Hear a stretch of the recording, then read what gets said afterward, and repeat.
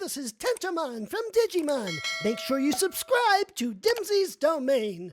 Wow guys, we just had the Digimon Odaiba Day happen recently. This episode really did that anniversary justice. Just wow. And on a quick side note, before I begin the review, we have the news on how many episodes we are going to have in the new Digimon 2020 series. We uploaded a video covering that, so check that out. But let's get on to the review. Devimon appears. Ogremon vs Greymon. Izzy finally joins the crew, and Ogremon's noble sacrifice. These are the headlines coming out of episode 9, the ultimate Digimon attacks. So let's look at the good, the bad, and the straight up ugly from this week's episode of Digimon Adventure 2020. Let's start off with the good, and let's be honest guys, this episode was another 10 out of 10 episode. I think Toei must have seen my episode 8 review, because in that review I mentioned in the bad portion of the episode how I hate the episode previews just before the intro song. Well, today we didn't have that, so someone must be watching. Instead, what they did was they had Izzy giving a Digimon profile, and it was on Agumon, and I liked the background of it. It looked like a background of a card game or even a console game. It looked really cool. He even gives a brief description on Agumon and Tai's relationship, so I prefer these over the episode previews before the intro song any day, and made these little Digimon description, Digimon profiles continue. Before we get to the full meat of the episode, we get the usual reminder on what's happening in Tokyo. It's the first evening on their power outage, and the government are calling it the Metropolitan Power Loss Disaster. It's a bit of a long name, but it's always good to go back to remind the viewers that there is a mass crisis in Tokyo at the same time that the Digidestined are in the digital world. You get so caught up with what's going on in the digital world that you forget the actions in that world is in direct impact to the real world. We finally see our antagonist, Devimon. The sound Birdmon was projecting an image of him, so I don't think he was actually there. I have a theory video on Devimon and Patamon coming out next week. It's an interesting one guys, so I can't wait for your opinions on that video, so stay tuned for that theory video. He's telling Ogremon that he's going to send more soldiers for Ogremon to kill the Digidestined, and if he fails, there will be consequences. And he wasn't kidding. Later on in the episode, we see Metal Tyrannomon turn up, who is an ultimate Digimon. But we'll get to that later. The holy Digimon is within our hands of darkness. Now that power, ...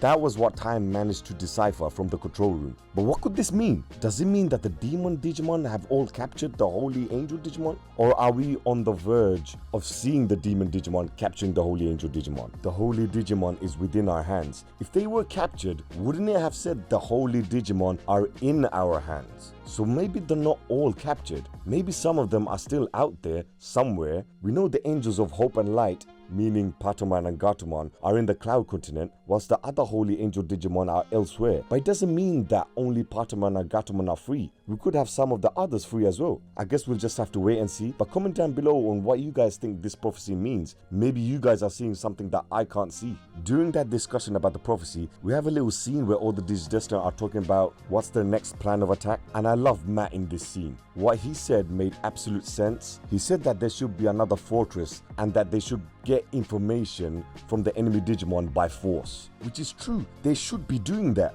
Their city is on the line. They have no time to dilly-dally. Matt was awesome. He straight up took charge in this scene. We see both Tai and Matt in this very episode show their own take of being a leader. Matt in this scene coming up with a smart plan to look for the main headquarters and basically take no prisoners when it comes to the enemy. He means business, basically, and he's not taking any shit from the enemy Digimon. But we have him here actually coming up with a plan. It's usually Izzy or Tai coming up with a plan, and then Matt would usually give his take on whether or not the plan is good. So it was refreshing to see that Matt for once is coming up with a plan. But I said how both Tai and Matt show different ways on being a leader. Matt here with his words and his plan of action. Then later on, Tai, we see him charge into action fearlessly. When Ogremon was screaming and looking at them, Tai knew. He stepped forward for Ogremon's challenge. Matt was the leader with his words, whilst Tai was the leader with his actions. Both shined in that little 7-minute spell of the episode. One is not taking the other's spotlight. They both can share the spotlight and be great characters in their own right. Ogremon is pissed about Greymon taking out his horn. This is a personal grudge match. That's why he specifically targeted Tai and Greymon to fight. He didn't even bother going after the others. Whilst Greymon and Ogremon start round 1 on their fight, we had the Quadramon appear, and so we get Gabumon digivolve into Garurumon in his glorious Digivolution sequence. But what made me laugh is that we still had the music being played in the background whilst we had Sora raise her Digivice as she was getting Biyomon ready to digivolve. But as soon as that happens, she gets attacked by the Quadramon. Guys, let's be real, it's a meme at this point with Sora and Biyomon. Don't be surprised if the writers drag it out all the way to the end of this arc with Biyomon's Digivolution sequence. I bet we'll see Mimi and Palma's Digivolution sequence, Gomamon's Digivolution sequence before Biyomon's. I guarantee you that. As we see Quadramon's attack aim towards Tai, we see a familiar looking Mega Blaster attack, which saved him. And who do we have appear? Kabuterimon and our little genius Izzy. It's about time he got to the digital world. It's like he was in the network world forever. But now that Izzy has joined the team, it'll be easier to decipher the ancient writing because of Izzy's laptop, and Izzy's a genius basically. I love Joe calling himself the leader to Izzy. He's so intimidated by how smart Izzy is as a 4th grader. It's like he has to prove his worth to Izzy. Joe's shenanigans will always be in the good section of my review. He's just too funny. But now we're getting into the best part of the episode, and really the star of the episode, Ogremon. We see him using his Houken attack on the Quadramon, making sure that they don't interfere in the fight between him and Greymon. This showed that he's a character of honor and class. Before this episode, I did not care about Ogremon, but by the end of the episode, they made me care about him, and I would want to see him come back later in the story as an ally to the Digidestin. The fight between Ogremon and Greymon was a classic street fight between the two. Greymon was tactical in this fight. He kept on trying to grab Ogremon's weapons and then ambush him with his Mega Flame attack whilst he is holding Ogremon's weapon. Greymon was straight up brawling in this fight. He wasn't just relying on his Mega Flame attack. You had him pin down Ogremon to the floor with his tail, and he was using his claws to punch Ogremon, but Ogremon is a capable fighter. He was able to dodge those punches. There was a moment in the fight where both of them were doing the classic power struggle when they both grabbed each other's hands, and you see a surge of lightning coming out from that struggle. It was like a King's Haki clash from One Piece. When two powerful warriors struggle, King's Haki lightning gets released. That was basically what it was. And you can tell as the fight was going on, they grew respect for one another. It's like the Leomon rivalry has been transferred over to Greymon, and this was their epic clash. But I think Greymon would have been the winner because right then we see the Houken and the Mega Flame clash, but the Mega Flame won. And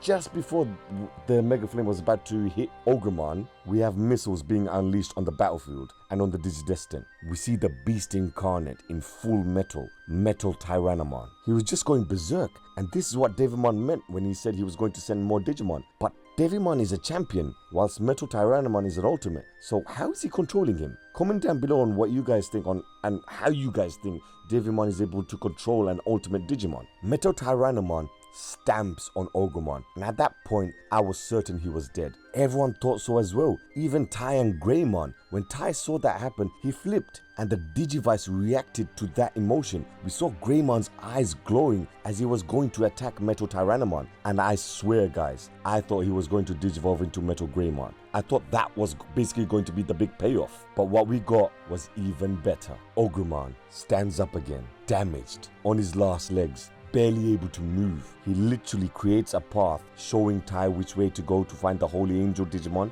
and then uses his last remaining energy to charge at Metal Tyrannomon and sacrifice himself for the Digidestin. This was epic.